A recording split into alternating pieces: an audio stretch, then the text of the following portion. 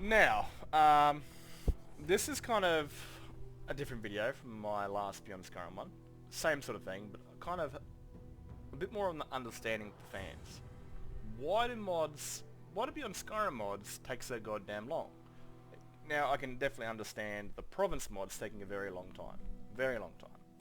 But what about the smaller Beyond Skyrim mods, like Altmora and Roscrea? They are basically islands that share a lot of assets with Skyrim. They're Nordic pretty much. Altmora uses a lot of the ancient Nord architecture and the snow and the ice. So why is this mod taking so damn long? Why is Altmora taking forever? Well, I had a Altmora level design lead basically comments on my last video, and quite simply he said it comes down to bottlenecks.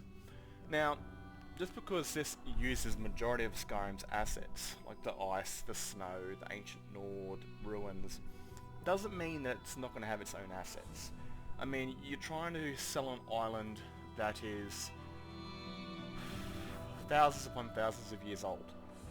I mean, you've got to create brand new assets. You've got to make this ancient civilization look grand. This is where the Altmorans were for thousands of years before they moved to Tamriel and became the Nords. So you're going to make their cities look absolutely grand and beautiful, beyond a measure. And there's not much really lore on Altmora. I mean, these guys got to scour everything they can when it comes to lore, and then adjust and make what they can to make it make sense. You know, there's not much that we know about Altmora. Nothing at all, really. But these guys, they do get bottlenecked, and it comes to their 3D assets. So I think at the moment, they're making temples, like gigantic ancient Nord temples. It's not just also bottlenecking, it also comes down to, well, bad leadership. I'm pretty sure, I could be wrong, I could be getting other things mixed up here, that the previous leads for Altmora when it started have obviously disappeared and gone their own ways because of some, I guess, disagreements or just sheer lack of wanting to finish it. I do remember them saying one of their showcases that they had to pretty much redo the map, I think, or remove a lot of the shit they had in it because it was either broken or it was just it was just clogging up all their crap. So I'm pretty sure they've had to do Altmore at least twice, or do a redo over it like they did had to redesign Roscrea. But again, it's these projects. I'm obviously on the fan side. It's like, why is a project like this taking so goddamn long? You'd kind of expect a project like Altmora to be well and truly out before any province comes out. It is the northern continent of Nirn, as far as we know. But and again, it shares a lot of assets that Skyrim already has: the ice, the snow, the ancient Nord ruins. It's going to have new meshes and stuff added here and there, but why is it taking so goddamn long? You know, and like I said, the developer said it's bottlenecks. That they have to wait for certain assets to be created before they can move forward. So they might get this entire area done, but there might be this essential piece of modeling they really need completed before they can progress, and they could sit there for 6 to 8 months before eventually someone comes in and does it until they can move forward with it.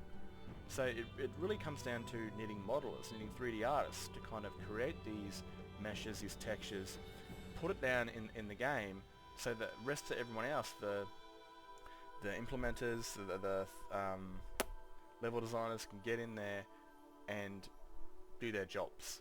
Essentially is what they need. They need 3D artists. And again, I don't know why, but I think Altmora is a pretty interesting prospect. When it comes out of the two islands, Roscrea or Altmora, I think Altmora interests me the most because it's a different kind of Beyond Skyrim project. It's more of an adventure sort of Beyond Skyrim project. You're not going to cities or villages and helping people out with their quest. You're coming here to survive. You're coming here to discover ancient secrets of what happened to the Altmorans before they came to Skyrim, or what wiped them out. You're learning a lot of, of ancient history.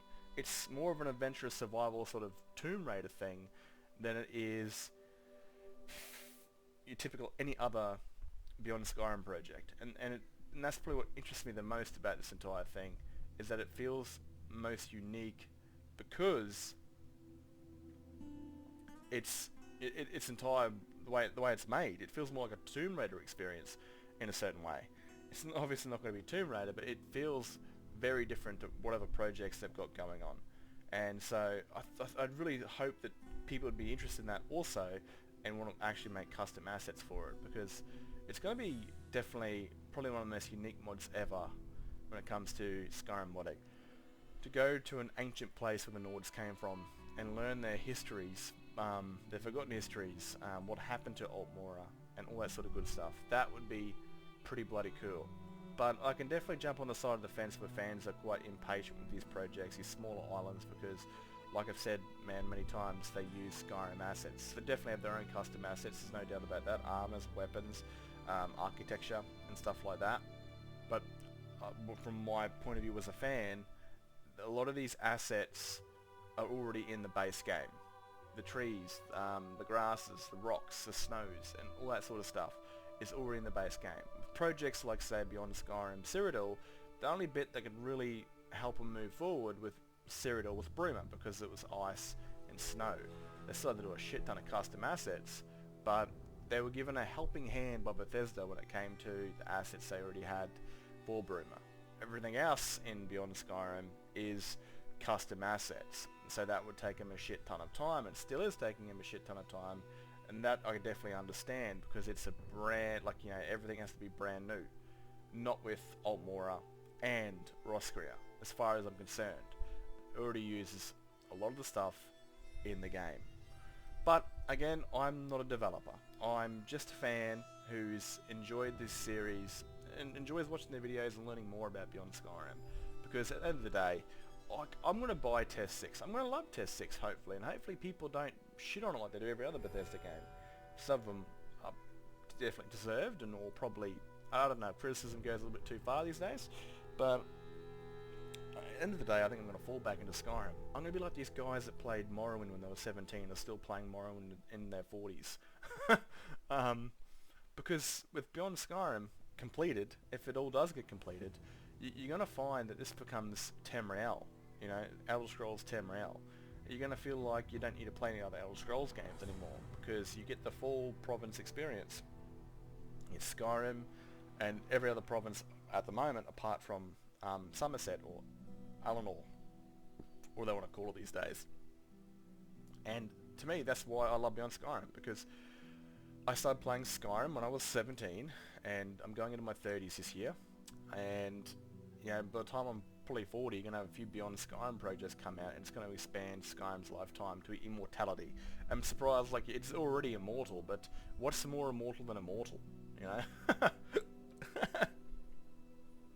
But that's what I mean.